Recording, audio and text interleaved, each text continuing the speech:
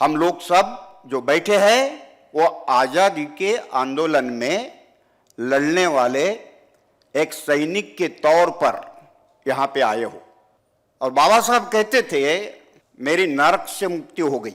नरक से मुक्ति का अर्थ यह है कि जो संस्कार थे पुराने वो 22 प्रतिज्ञा देकर पूरे संस्कार को खत्म कर दिया था बाबा साहब कि इस सांस्कृतिक क्रांति को पलटने के लिए दूसरी सांस्कृतिक क्रांति करनी है और वो दूसरी सांस्कृतिक क्रांति बुद्ध विहार से ही हो सकती है।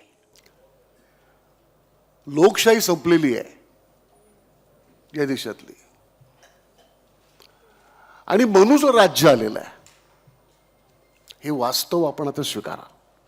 या मनुवादी वैदिक परंपरेबरोबरती आहे आणि त्यांचा खऱ्या अर्थानं जर पराभव करायचा असेल तर बुद्धाच्या विचारांच्या शिवाय होऊ शकत नाही हे बाबासाहेबांना कळलं। कुठल्याही अण्वस्त्रापेक्षाही हजारो पटीने जास्त संवारक आणि शक्तिशाली असं अस्त्र आमचं संविधान आहे। ही धम्माची लाट मागे येणारच नाही। पराभव शंकराचार्याचा होणार आहे, सावरकराचा होणार आहे, गोळवळकराचा होणार आहे, हेड गवारचा होणार आहे आणि हा देश पुन्हा तथागताचा होणार आहे। जे जे मनुवाद्यांच्या बरोबर जातात ते आंबेडकरवादी असू शकत नाहीत। एक दिवस असा येईल, आम्ही असू की नसू, एक दिवस असा येईल आमची मुलं आणि मुली पाली भाषा घरामध्ये बोलायला आणि लिहायला शिकतील असा काळ येणार आहे। त्यानंतर अंधश्रद्धेच्या विरोधामध्ये फक्त आणि फक्त कोण बोलत असेल तर या देशामध्ये बाबासाहेब आंबेडकरांचा माणूसच याबद्दल बोलतोय, बाकी कोणी बोलत नाही।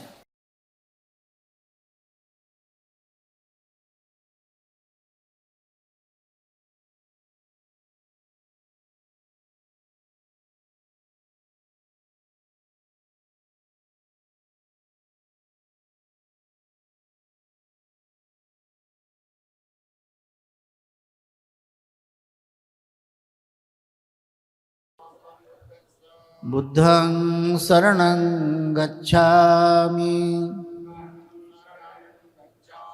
धम्मं शरणं गच्छामि, संघं शरणं गच्छामि, द्वितीयंपि बुद्धं शरणं गच्छामि, द्वितीयंपि धम्मं शरणं गच्छामि, द्वितीयंपि संघं शरणं गच्छामि, तृतीयंपि बुद्धं शरणं गच्छामि, तृतीयंपि धम्मं शरणं गच्छामि,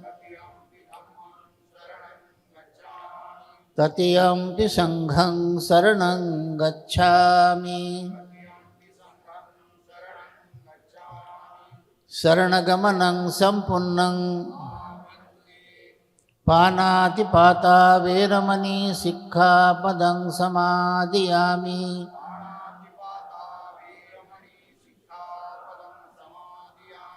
अदिन्नादाना वेरमणि सिक्खापदं समादियामि।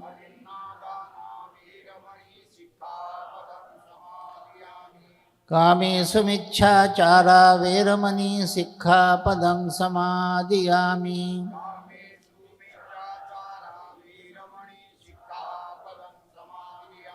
मुसावादा वेरमणि सिक्खापदं समादियामि।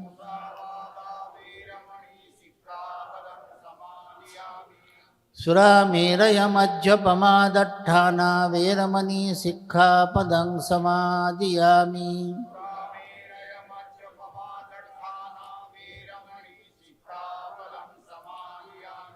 तिसरणेन सद्धि पंचशीलं धम्मं साधुकं सुरक्षितं कत्वापमादेन संपादेतब्ब।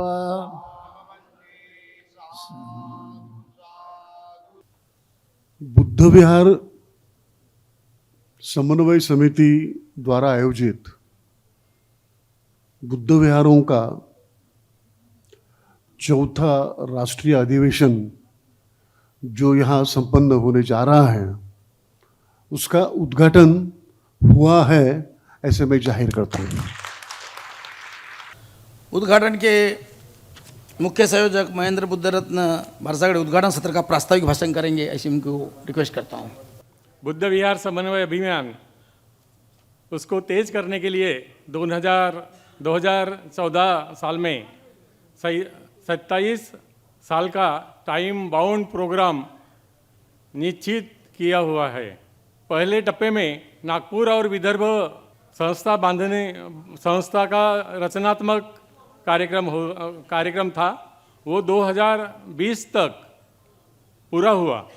दूसरा जो उसके बाद में जो टप्पा शुरू हुआ 2020 इसके बाद उसमें 4 राष्ट्रीय अधिवेशन होने जा रहे थे, तो अभी 3 अधिवेशन पूरे हुए हैं और चौथा राष्ट्रीय अधिवेशन बुद्ध विहारों का अभी होने जा रहा है। इसमें उत्तर महाराष्ट्र, पश्चिम महाराष्ट्र, मराठवाड़ा और ये जो अधिवेशन है चौथा, ये कोंकण विभाग में होने जा रहा है। इससे क्या होगा कि वो उसमें जो लोगों तक बुद्धिस्ट लोग हैं या उसमें जो ज़िले हैं वहाँ तक 7 जिले कोंकण में आता है, तो 7 जिला तक ये अभियान और अभियान से उन लोगों की जागृति होने वाली है। यह आखिरी का कार्यक्रम है। नासिक, पुणे, संभाजीनगर, उल्लासनगर और ये जो कोंकण प्रदेश है, ये उल्लासनगर कोंकण प्रदेश में ही आता है।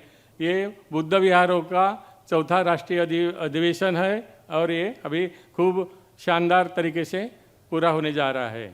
ये जो कोंकण है, ये कोंकण आपको मालूम ही होगा, तथागत भगवान बुद्ध के पद कमलों से स्पर्श हुआ है।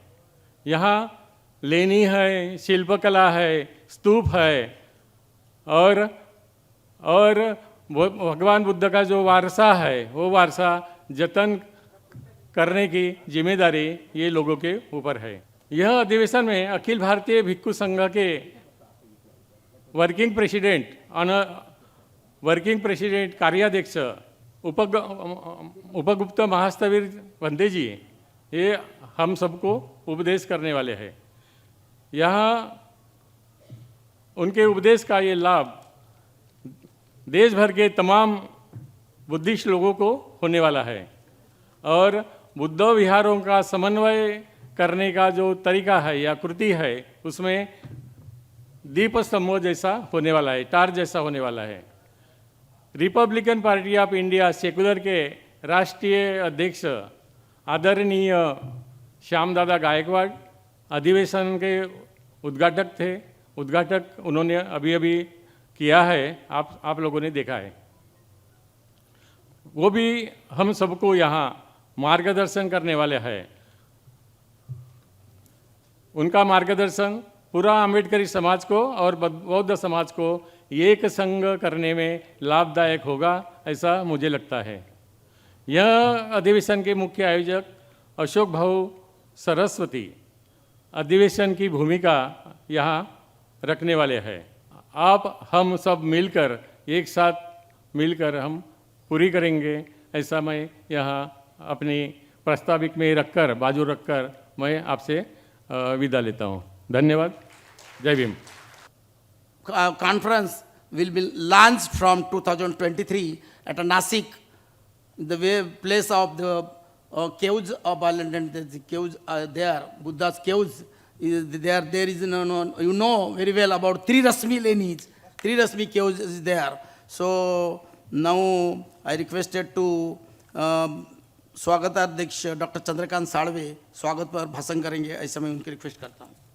सभी उपस्थित सज्जनों को सप्रेम जय भीम। बुद्ध विहार समन्वय समिति पूरा अपना देश में जो अभी कार्यक्रम चल रहा है उसके मुख्य अशोक भाऊ सरस्वती जी, इनका जो कार्य है, इन्होंने अपने देश में जो है अभियान चलाया है, ये सिर्फ बुद्ध विहार या बुद्ध धम्म का ही नहीं, पूरा भारत जोड़ो जैसा एक आंदोलन लगता है, अभियान लगता है।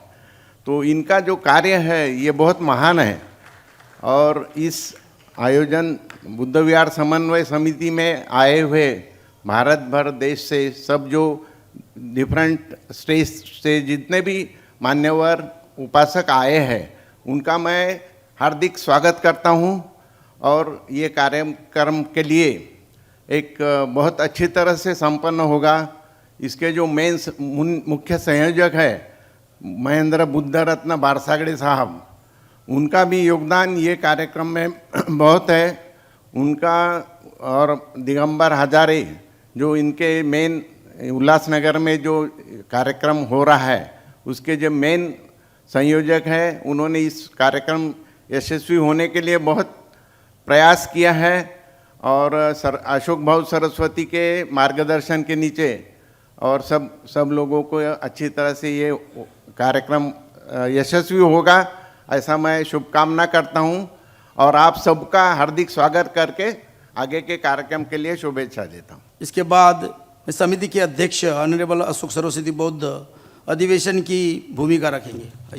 साथियों, हम जिस समय में ये चौथा राष्ट्रीय अधिवेशन कर रहे हैं वो समय प्रतिक्रांति के लिए एक ऊर्जिता अवस्था है।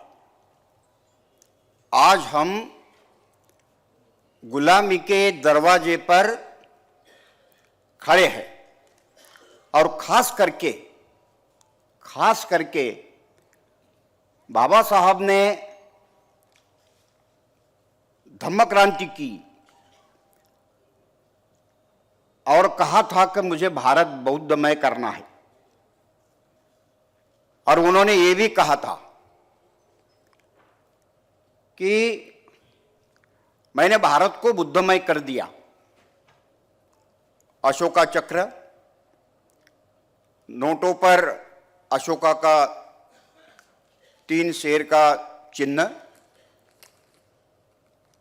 और भारत के संविधान में समता, स्वातंत्र्य, भाईचारा, न्याय और वैज्ञानिक दृष्टिकोण, ये मैंने बुद्ध धम्म से ही लिया। कहने का मतलब ये था उनका कि पुष्यमित्र श्रृंग ने जो प्रतिक्रांति की उसके बाद हमने उसको पलट दिया और प्रतिक्रांति को परास्त करके बुद्ध धम्म के आधार पर इस देश के पूरे समाज की पुनर्रचना करने का हमने महत्वपूर्ण कदम रख दिया। आपने ताली इसलिए बजाई कि बाबा साहब ने वो काम किया और अभी आप हमारे नालायकी पर हम अभी छाती पीटेंगे कि हमने उस प्रतिक्रांति को हमारे दरवाजे तक आने दिया। अब इसके लिए आप ताली बजाने की तो कोई जरूरत ही नहीं है। मैं तो बेहद डरा हुआ नहीं हूं, लेकिन युद्ध के लिए मैं तैयार हूं। और इसीलिए ये मेरे लिए इवेंट नहीं है। भले ही आपके लिए इवेंट होगा, मेरे लिए इवेंट नहीं है। मेरे लिए ये तो आजादी के लड़ाई का एल्गार है। हम लोग सब जो बैठे हैं वो आजादी के आंदोलन में लड़ने वाले एक सैनिक के तौर पर यहां पे आए हो। संख्या मत देखो कितनी चेयर खाली है। ये भीड़ इकट्ठा करना अशोक सरस्वती के लिए कोई बड़ी बात नहीं है। मैं बंबई में रहकर भी मेरे अकेले के बुलबुते पर मैं ये हॉल की सारी चेयर मैं फुलफिल कर सकता हूं। वो मुझे कैसा डमरू बजाना ये मुझे पूरा याद है, लेकिन मैं भीड़ को इकट्ठा करना नहीं चाहता। भीड़ आती, खाना खाती और चले जाती। मुझे हॉल में ऐसे लोग नहीं चाहिए कि जो उद्घाटन के बाद में खाना खाए और चले गए। तो ऐसे लोग कोई भी काम के नहीं होते, वो गुलामी प्रस्तापित करने के लिए प्रतिक्रांतिवादियों को सपोर्ट करने वाले होते हैं। और ऐसे समय में हम ये अधिवेशन कर रहे हैं।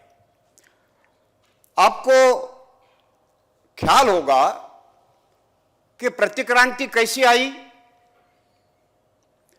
तो उन्होंने सांस्कृतिक क्रांति की। सांस्कृतिक क्रांति कैसे, कहां से की? मंदिरों से की, मठों से की। बचपन से उन्होंने संस्कार डाले राम कहने के लिए। पूरा मस्तिष्क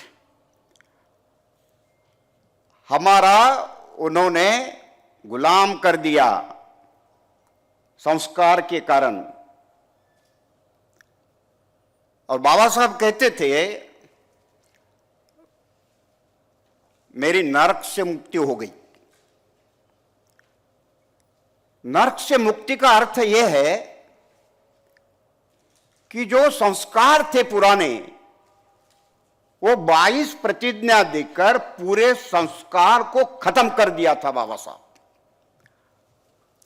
और भले ही हमारे बहुत सारे लोग नरक में जी रहे हैं, अगर उनको नरक अच्छा लगता है तो हम क्या कह सकते? वो रहे पड़े रहे नरक में। हम उनको बाहर लाने की कोशिश करेंगे, लेकिन वो रहना ही चाहते हैं, तो उसके लिए हमारे पास कोई दूसरा विकल्प भी नहीं है। मैं इसलिए ये बात कही कि इस सांस्कृतिक क्रांति को पलटने के लिए दूसरी सांस्कृतिक क्रांति करनी है, और वो दूसरी सांस्कृतिक क्रांति बुद्ध विहार से ही हो सकती है, और जगह से नहीं हो सकती। हजारों लाखों संगठन में बिखरे हुए लोग, चाहे धार्मिक संगठन हो, चाहे राजनीतिक संगठन हो, संगठन कोई भी हो, हम तो संगठन के कारण बिखरे हैं। तो ये बिखरे हुए लोग कहां इकट्ठा आएंगे? कौन सा स्थल है कि हम हजारों संगठनों को मानने वाले, हजारों नेता को मानने वाले, आपस में झगड़ने वाले, ऐसी कौन सी जगह है कि जहां पे हम मत्था टेकते हैं? तो ये एकमात्र बुद्ध विहार है। वहां जाकर हम पंचत्रिशरण नहीं करते। अब बुद्ध हमें नहीं कहते कि रुक, तू कौन से पार्टी का है, तू कौन से संगठन का है। बुद्ध किसी को पूछते नहीं, और जो भी आएगा वो अरहं सम्मा संबुद्धो ही कहेगा, त्रिशरण पंचशील ही कहेगा। ये जो हमारे जो संस्कार है, ये संस्कार, धम्म के संस्कार अगर बढ़ते, उसमें अगर हम कामयाब होते, तो ये प्रतिक्रांति नहीं आती। प्रतिक्रांति का जो दरवाजा खुला, वो हमारे पिछड़े वर्ग के माध्यम से खुला। ब्राह्मणों के कारण प्रतिक्रांति नहीं हो सकती, उनके क्या औकात है 3.5% लोगों की। हमारे ही साथी जो पिछड़ा वर्ग के हैं, आदिवासी है, उनके अज्ञान के कारण प्रतिक्रांति उनके कंधे पर नाचते हुए आई, और उसके लिए जिम्मेवार कौन है? बाबा साहब ने तो ये कहा था, हम जाग चुके हैं तो फिर भी औरों को जगाना बाकी है। गुलामों को गुलामी का एहसास करा दो ताकि वो गुलामी के विरुद्ध बगावत करे। और हमने किसमें जागृति की? बौद्धों ने बौद्ध मोहल्ले में जाकर जागृति की। एक बौद्ध दूसरे बौद्ध को बताता है, और बताता भी कैसा है, सबका भला वो नहीं बोलता, सत्यानाश हो, गाली गलोच, और जिसकी जरूरत नहीं है दूसरों की निंदा करने में ही हम हमारी सांस्कृतिक क्रांति मानते हैं, संस्कार मानते हैं। अगर हम मैत्री करते और बाबा साहब के विचारों से और बुद्ध के विचारों से अगर हम खुद उस विचारों के मार्ग पर चलते तो आदिवासी के दरवाजे पे हम जाते, हम ओबीसी के दरवाजे पर जाते, हम सिखों के तरफ, मुसलमानों के तरफ, जैनों के तरफ हम जाते। तुम किसकी बेईमानी कर रहे हो, किससे बेईमानी कर रहे हो? ये तो बाबा साहब से, बुद्ध से बेईमानी कर रहे हो। तुम आने से कोई चार चांद नहीं लगते और ना आने से भी कोई बिगड़ता नहीं, तुम्हारी ही इमेज खराब होती है, ये ख्याल में रखना। और जो समाज शिस्तबद्ध नहीं है वो गुलाम होने के लायक है। तो इसीलिए हमने जल्द से जल्द हमारी बेशिस्त जो आदत है उसको तोड़ना है, बंद करना है, शिस्तबद्ध होना है, और बुद्ध विहार संस्कृति निर्माण में बुद्ध विहारों का समन्वय करने के लिए हमको कटिबद्ध होना है। आप मेरी बात को आप गौर से मानेंगे और हमारे साथी होंगे, ऐसी उम्मीद रखते हुए सब लोगों ने यहाँ पे जो शिरकत की, आपका आशीर्वाद, आपका मार्गदर्शन हमारे लिए बड़ी कामयाबी है। आप सबका मैं धन्यवाद अदा करता हूँ और मेरे दो शब्द यहाँ पे समाप्त करता हूँ। जय भीम, जय ज्योतिबा, जय भारत। जी मोहनन मुख्य जो चीफ गेस्ट है, chief guest honourable chief guest G Mohanan deliver his speech, his experience about the work of Buddha Vihar Samanvay Samiti in the Tamil Nadu and all over the Buddha Viharas work in Tamil Nadu. So I invite Honorable G. Mohan for delivering his speech. Jai Bhim, Jai Buddham to all. Respected chairperson, brothers and sisters, I am very grateful to attend this conference. उन्हें बड़ा हर्ष उल्लास हो रहा है ये इस अधिवेशन में उपस्थित रह के। First of all, we are very much thanks to our national president, respected Ashok Saraswat ji. उन्हें अशोक सरस्वती जी का खास तौर पे सम्मान करते हुए बड़ा अच्छा लग रहा है, क्योंकि ये इतना बड़ा जो अधिवेशन उन्होंने रखा है। Previously we attended second and third conference. इन्होंने पहला और तीसरा कॉन्फ्रेंस अटेंड किया है। We very much thanks to Buddha Vihar Coordination Committee for giving this opportunity. उन्हें ये अपॉर्चुनिटी जो मिली है यहाँ आने के लिए, इसके लिए वो शुक्रगुजार है। Brothers and sisters, I am very grateful to attend this conference. I am coming from Tamil Nadu. Once Buddhism was spread all over in it. ये तमिलनाडु से आ रहे हैं और वहाँ पे बुद्धिज्म का काम कर रहे हैं और वहाँ पे भी बुद्धिज्म बड़े पैमाने पे विकसित हो रहा है। But subsequently, the Buddhism was declined and destroyed by Brahminism and Saiva, Vaishnava cults and invasion of Muslims. वहाँ पे जो धम्म का पतन हुआ है वो ज़्यादातर ब्राह्मण मनुवादी लोगों के तहत और वहाँ पे जो मुस्लिम आक्रमणकारी जो कार्य चला है उस कारण हुआ है। In the year 1891, Mahabodhi Society was founded by the Venerable Anagarika Dharmabala in Colombo. 1881 में वहाँ पे अनागारिक धम्मपाल जो श्रीलंका से है उन्होंने वहाँ पे उसकी स्थापना की है। In 1892, a journal, the Mahabodhi and the United Buddhist World, was started in Calcutta for propagation of Buddhism. 1892 में जो बुद्धिज्म धम्म को विकसित करने के लिए उसकी सबसे पहली संस्थान कोलकाता में की गई। In 1898, 1898 में Pandit Ayodhyadas embraced Buddhism in Ceylon. Pandit Ayodhyadas इन्होंने धम्म को अपनाया है सिलोन में। Through S. Henry Alcott, who founded the Theosophical Society, वो उन्होंने धम्म हेनरी yes, अल्कॉट के द्वारा किया है।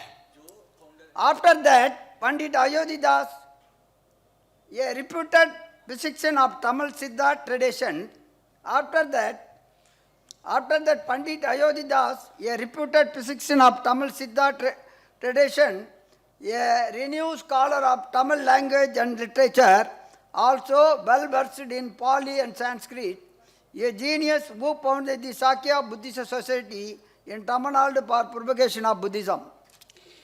पंडित अयोध्यादास एक रिप्यूटेड स्कॉलर फिजिशियंस है तमिल सिद्धा ट्रेडिशन के। उन्होंने ये तमिल लैंग्वेज में या तमिल लिटरेचर में ये सारा जो पाली का लिखित जो हमारा धम्म है उसको संस्कृत में बनाया और उस दौर उन्होंने शाक्य बुद्धिस्ट सोसाइटी तमिलनाडु में For propagation of Buddhism. वहां पे धम्मों को प्रचार प्रसार के लिए बनाया। अधिवेशनाचे उद्घाटक श्यामदादा गायकवाड, जे की कामगार नेते आहेत, अमरनाथचे अध्यक्ष अखिल भारतीय सेकुलर रिपब्लिकन पार्टीचे, इनको मैं बुलाना चाहता हूँ कि वो अपना उद्घाटकीय भाषण करें। लोकशाही संपलेली आहे या देशातली आणि मनुष्य राज्य आलेलं आहे, हे वास्तव आपण आता स्वीकारा। तुम्ही सगळ्या समाज माध्यमातून बऱ्याच गोष्टी बघत असता। तुम्हाला एप्स्टीन फाईल माहिती आहे, ज्याच्यामध्ये मोदीचं नाव आलंय, त्याच्या मंत्र्याचंही नाव आलेलं आहे, काहीही हालचाल नाही। एप्स्टीन काय होता, जेफर एप्स्टीन, त्याच्याबद्दल मी डिटेलमध्ये सांगायची गरज नाही। No need to say that what was and what is Epstein. मुद्दा असा आहे की एप्स्टीनच्या या सगळ्या फाईलचा एवढा गाजावाजा झालेला आहे, ते एप्स्टीनचे बाप भारतामध्ये आहेत। नाना फडणवीस कोण होता, घाशीराम कोतवाल कोण होता, आणि त्याचेही सगळे पैदास आहे मोदी वगैरे। प्रतिक्रांतीचाच काळ आहे। बाबासाहेबांनी जे धम्मचक्र, समाजाचं चक्र जे गतिमान केलं, ज्या दिशेने फिरवलं, त्याच्या आता उलटा क्रम सुरू आहे, रिव्हर्स गिअर पडलेले आहेत।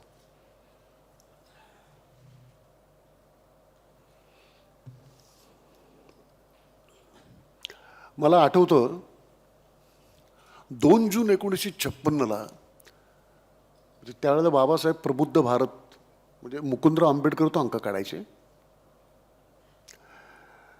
त्याचा एक फार चांगला मथळा होता, शीर्षक होतं, बाबासाहेबांच्या मनामध्ये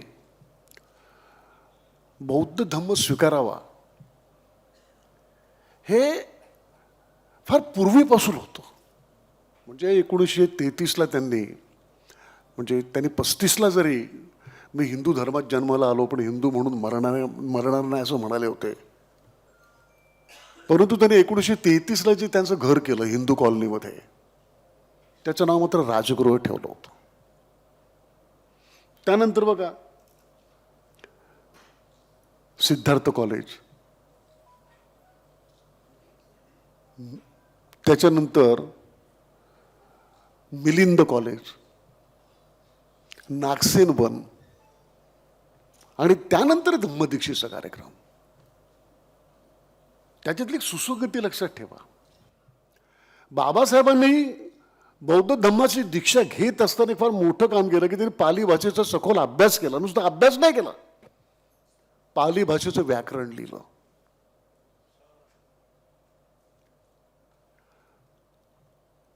आणि त्यांना कळलं होतं की या देशामध्ये जो संघर्ष आहे, जो सांस्कृतिक संघर्ष आहे, आर्थिक संघर्ष आहे,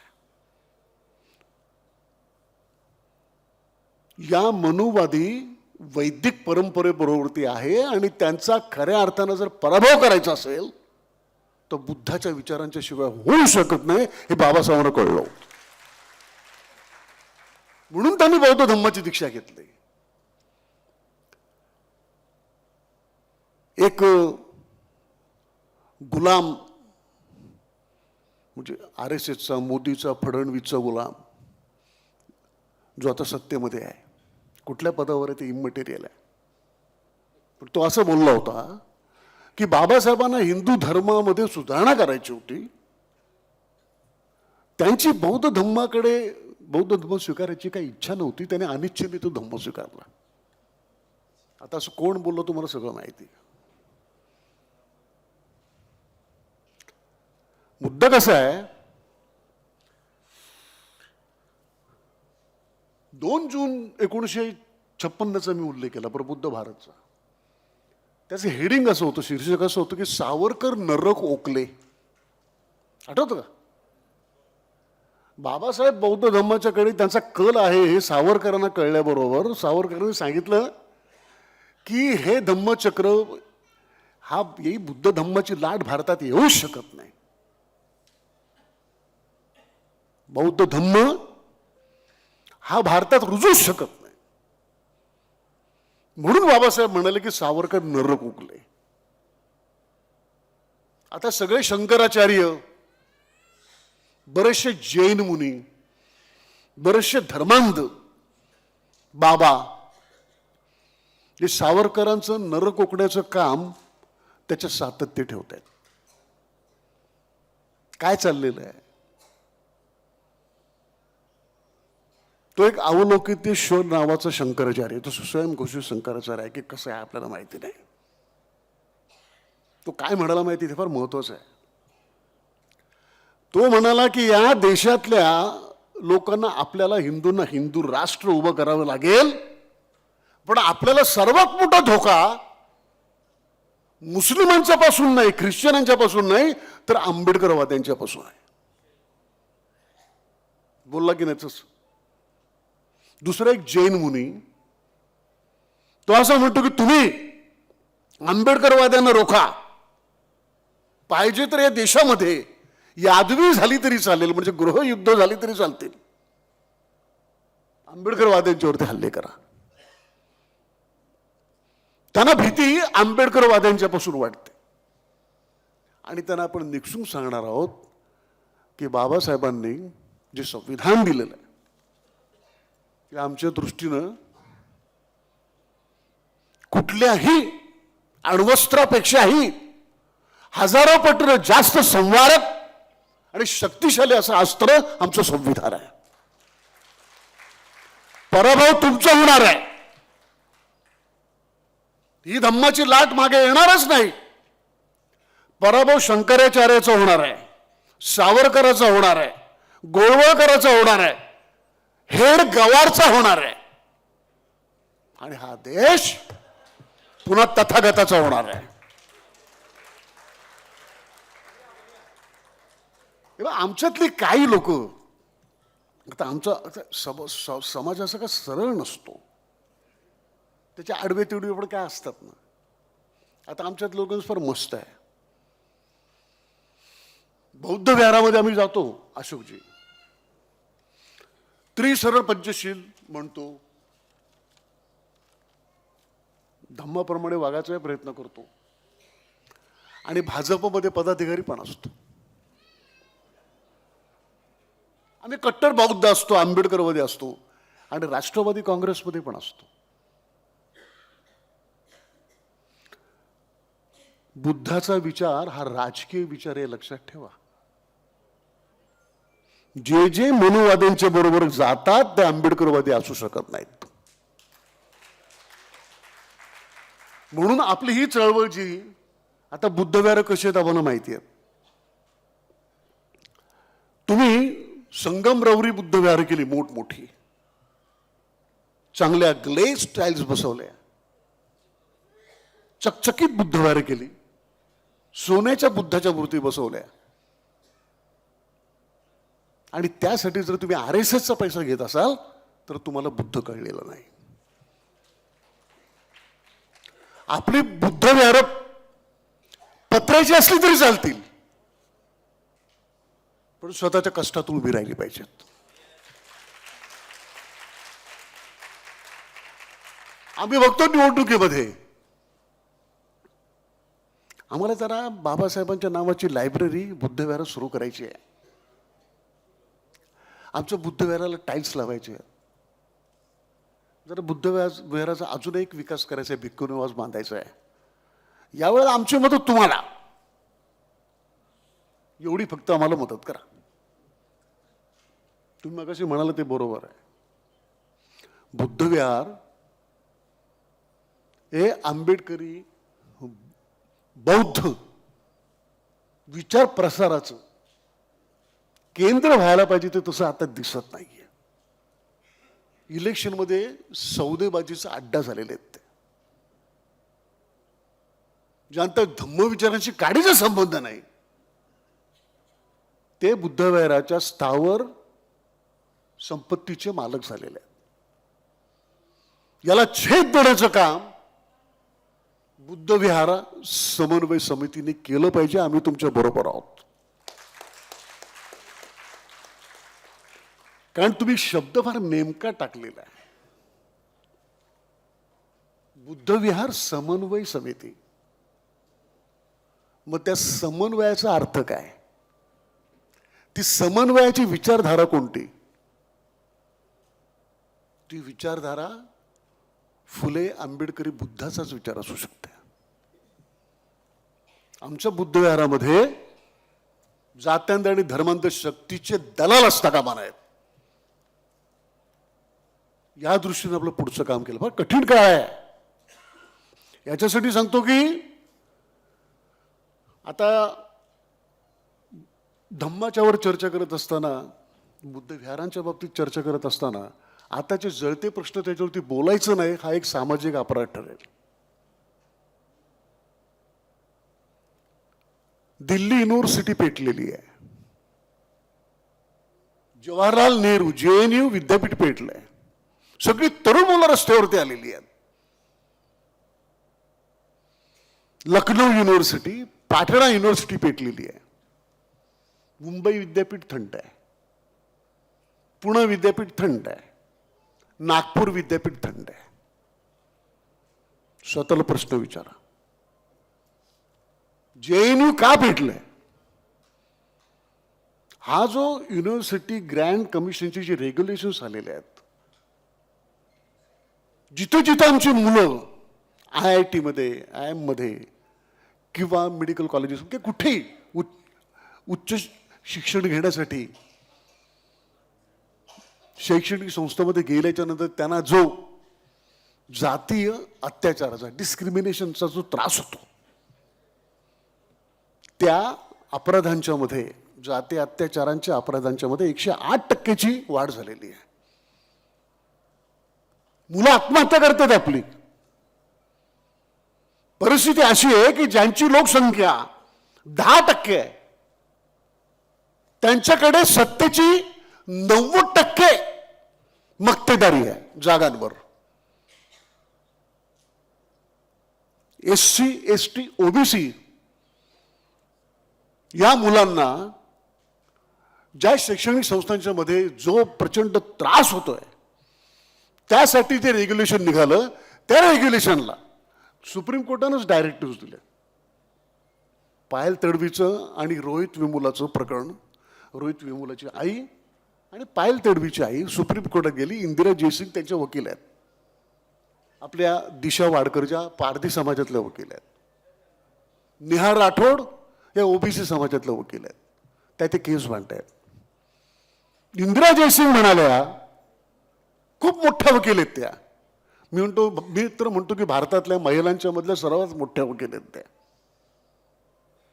त्या म्हणतात की चीफ जस्टिसला मी काय म्हणू. त्यानेच ऑर्डर केली की तुम्ही जे डिस्क्रिमिनेशन होतं एज्युकेशनल इन्स्टिट्यूशन्समध्ये, त्या दृष्टीनं UGCने रेग्युलेशन्स तयार करावेत. UGCने रेग्युलेशन्स तयार केल्याच्या नंतर त्याच CJIने, म्हणजे सूर्यकांत म्हणतात त्याला, म्हणते सूर्यकांत शर्मा आहेत, ज्युडिशरीमध्ये 95% जास्त ब्राह्मणी विचाराचे न्यायाधीश आहेत. आणि ही व्यवस्था आपल्याला बदलायची आहे. आणि त्यासाठी बुद्धाचा विचार, बाबासाहेबांचा विचार, ही आपली वैचारिक शस्त्र आहेत. आणि त्या शस्त्रांना धार लावण्याचा काळ आहे आज. चला संघर्षामध्ये उतरू. खूप संकट येणार आहेत, परत सांगतो. कारण फडफडणवीचं जे राज्य आहे फार भयानक लोक आहेत, हे दिसतात तसे नाही आहेत. ही पुष्यमुत्र शुंगाचीच अवलाद आहे. त्यामुळे तुम्हाला रस्त्यावरचेच लढाई करायला लागतील. मी कलावंतांना सांगेल की तुम्ही रस्त्याचेच कलामंच करा. आता चला उतरू आपण सगळे. आणि काय महासंघ, आता युद्ध सुरू होणार आहे. भारतात युद्ध सुरू झालेलं आहे. पण यावेळेला बौद्ध धर्माची लाट आपण परत फिरू द्यायची नाही. यावेळेला मनुवादी वैदिक परंपरेचा निर्णायक पराभव करण्याची जबाबदारी आंबेडकरी अनुयायांची, बुद्धाच्या अनुयायांची आहे, अशी अपेक्षा बाळगतो. इथेच थांबतो. जय भीम. आता इथे विधिविधानाची चर्चाही झाली आपली. लग्नविधी, नामकरणविधी, गृहप्रवेश, काय काय विधी आहेत ते कशा कराव्यात, काय कराव्यात. खरं म्हणजे तुमच्यापैकी काहींनी त्रिपिटक साहित्य जर पाहिलं असेल, वाचलं असेल थोडं बहुत, कुठल्याही त्रिपिटक साहित्यामध्ये या विधानाबद्दल कुठंही भाष्य केलेलं नाही, कुठेही नाही. त्रिपिटक राहू देत, डॉक्टर बाबासाहेब आंबेडकरांनी, भगवान बुद्धांनी त्यांचा धम्मग्रंथ लिहिला आहे, त्या ग्रंथात सुद्धा या विधानाबद्दल कुठेही उल्लेख नाही. काय मग हा प्रश्न पडतो की त्रिपिटक साहित्यामध्ये उल्लेख नाही, बाबासाहेबांनी लिहिलेल्या ग्रंथात उल्लेख नाही, मग याचा अर्थ काय काढायचा, समजायचं काय आपण, याला कसं समजून घ्यायचं. या विधानाला फारसं महत्त्व नाही. हा धम्म आचरणीय धम्म आहे. आता श्रीलंकेमध्ये, थायलंडमध्ये, जपानमध्ये, कोरियामध्ये, मी अनेक देशामध्ये गेलो.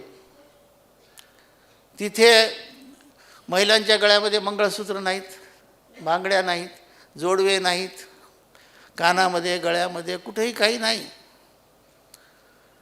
आभूषणं कोणतेच त्या महिलाकडे नाहीत, त्यांच्या गळ्यामध्ये मंगळसूत्रही नाही.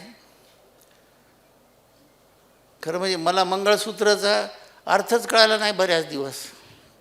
काही दिवस मी त्याचा थोडा अभ्यास केल्यानंतर कळालं की लग्न झाल्यानंतर सर्व सूत्र बाईच्या हातात जातात, माणसाच्या मागे मंगळ लागतो, त्याच्यामुळे त्याला मंगळसूत्र म्हणतात की काय.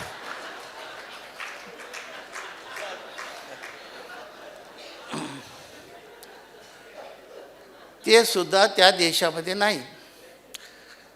हे कुठलेच आभूषणं नाहीत.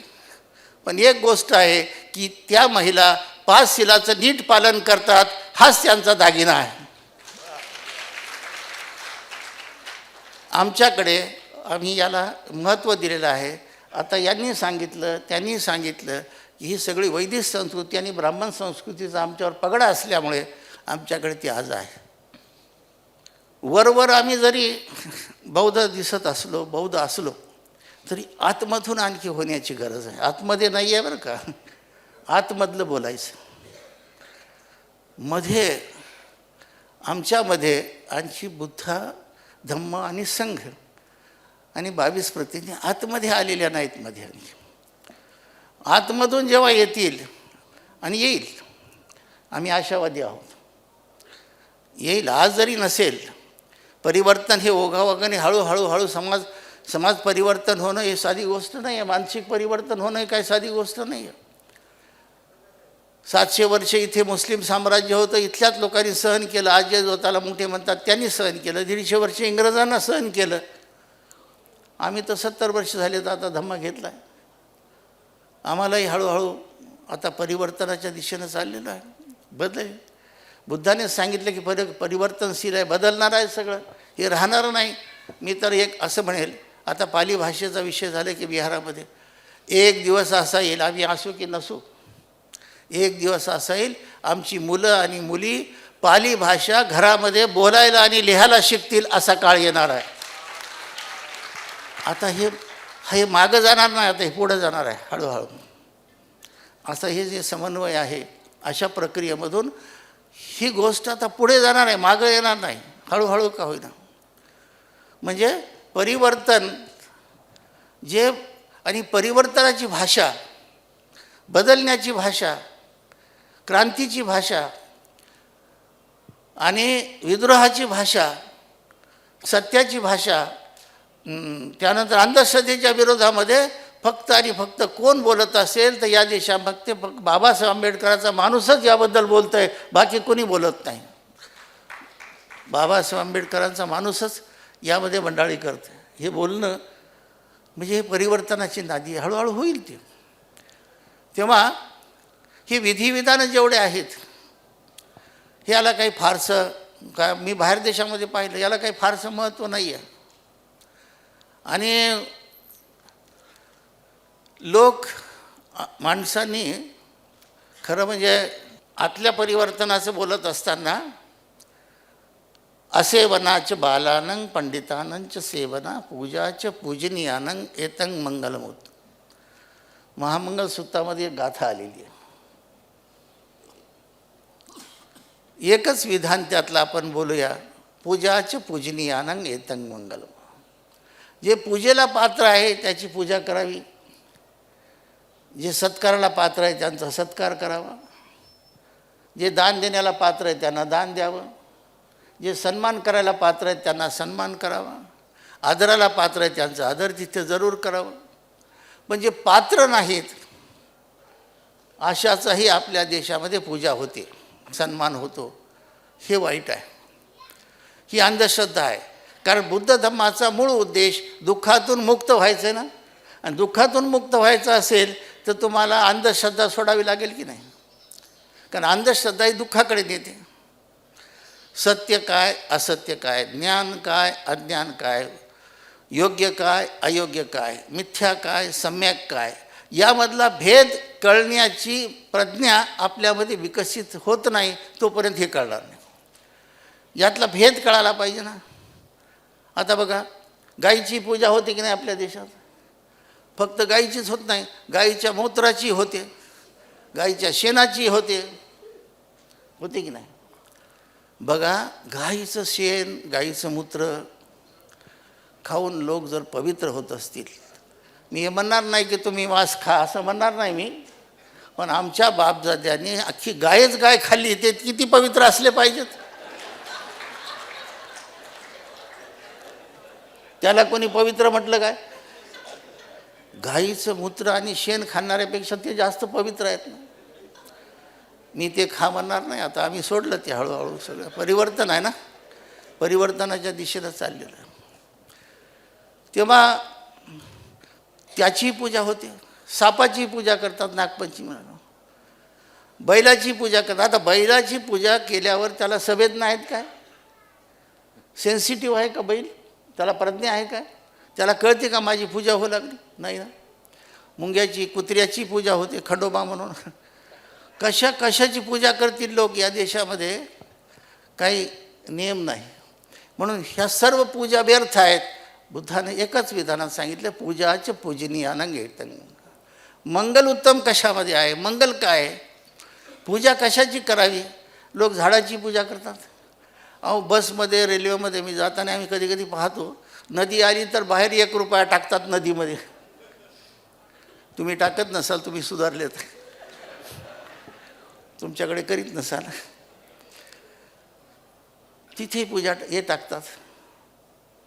म्हणजे कशाची पूजा लोक करतात ही तुम्हाला सगळ्याला प्रॅक्टिस, म्हणून आतमधून दिवाळीला पूजा करतात, दसऱ्याला पूजा करतात. आता त्या लोखंडाची पूजा संवेदना आहे का त्या लोखंडामध्ये? निर्जीव आहे ना ते, सजीव आहे का निर्जीव आहे, चेतन आहे का अचेतन आहे, याचं तरी ज्ञान असलं पाहिजे की नाही. आता लोखंडाची पूजा, गाडीची पूजा, साधनाची पूजा व्यर्थ आहे ना. दगडाची पूजा करतात, त्याला शेंदूर लावलेलं दगडाची पूजा करतात, म्हणजे त्याची पूजा होते. कशाची पूजा या देशामध्ये, तिकडे आसाममध्ये एक कामाख्या देवी आहे, तिथं योनीची पूजा होते त्या कामाख्या देवीची. आणि आमच्याकडे काल शिवरात्रीला लिंगाची पूजा झाली. आम्ही लिंगाची पूजा करतो, तिथे योनीची पूजा होते. म्हणजे तेही पूजा आपल्या देशामध्ये आहे. म्हणजे या व्यर्थ पूजेला तथागताने 2500 वर्षापूर्वी यज्ञयागाचा जो काळ होता तेव्हा बुद्धाने विरोध केला या गोष्टी, की कुठली पूजा करावी. आणि मी यासाठी बोलू लागलो की जेवढं तुम्ही अज्ञान, कारण आसक्ती तृष्णा तर दुःखाचं मूळ आहेच आहे, पण अज्ञानसुद्धा तुम्हाला दुःखाकडेच घेऊन जातं, ज्ञानाकडे घेऊन जात नाही, अज्ञानाकडे घेऊन जातं. सत्याकडे नेत नाही, असत्याकडे नेतं. कुशल कर्माकडे नेत नाही, अकुशल कर्माकडे नेतं. म्हणून आपण डॉक्टर बाबासाहेब आंबेडकरांनी स्पष्ट सांगितलेलं आहे 22 प्रतिज्ञा, म्हणजे श्राद्ध पक्ष करणार नाही, पिंडदान देणार नाही. काही लोक ते ताट घेऊन जातात मेल्यानंतर दाखवायला बापाच्या त्या राखेच्या ठिकाणी. तुमच्याकडे नेत नसतील, तुम्ही जरा सुधारलेत, आमच्याकडे नेतात म्हणून सांगितलं. तिथे कावळ्याला काव काव करून ते खायला देतात त्या कावळ्या. आता खरं म्हणजे कितीतरी कावळे असतात, त्याच्याकडे काय आधार कार्ड आहे का आपलाच बाप होता म्हणून? किती कावळे असतात, कोणाला बाप म्हणायचं आता? काय आयडेंटिटी आहे काय, बाप हाच बाप होता म्हणून? काही सांगता येत नाही. किती कावळे आहे. तेव्हा त्याची पूजा होती. जिवंतपणे आईवडिलांची सेवा करत नाहीत, खायला देत नाहीत आणि तिथं नेतात.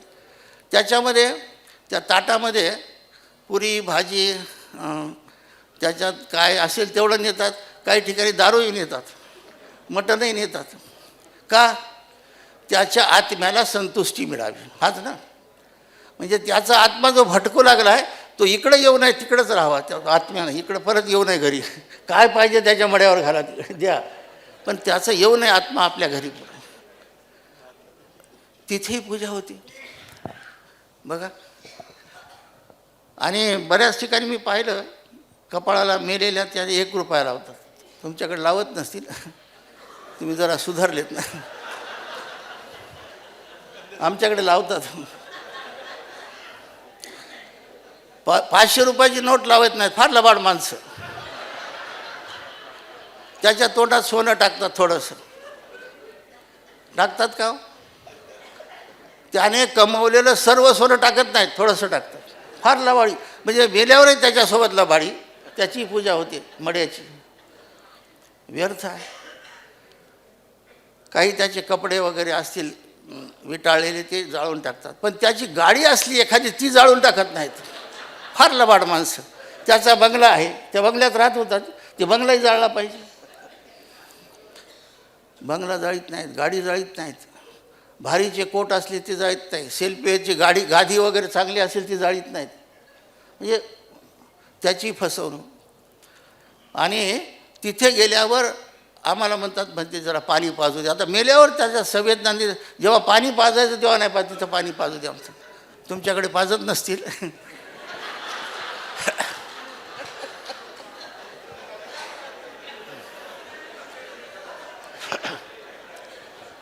आम्ही कोणत्या दिशेनं चाललो आणि ज्याची, हे बघा, ज्याला दिशा असते त्याची दशा होत नाही. बाबासाहेबांनी ज्या दिशेला जायला सांगितलं त्या दिशेनंच आम्ही जायचं आहे. खरं म्हणजे त्यांची चांगली म्हणजे संकल्पना आहे, संकल्पही आहे की आज उद्या हळूहळू का होईना हळू हे लोकांमध्ये व्हिजन येईल. पण कोणीतरी याला समन्वय करणं आवश्यक आहे. विहारांच्यामध्ये राजकारण नको, गटबाजी नको, या पक्षाचं त्या पक्षाचं हेही नको. विहारामध्ये राजकारण करायला दुसऱ्या जागा आहेत, तिथे तुम्ही आपलं राजकारण करा. विहार ही काही राजकारण करण्याची जागा नाही. बऱ्याच ठिकाणी विहारांच्यामध्ये वादिवाद आहेत, तुम्हालाही माहीत आहे. भांडण वादिवाद, आपलं भांडण आपल्या माणसांचं पाळण्यापासून जाळण्यापर्यंत भांडण असते. म्हणून विहारामध्ये वादवाद भांडण नको.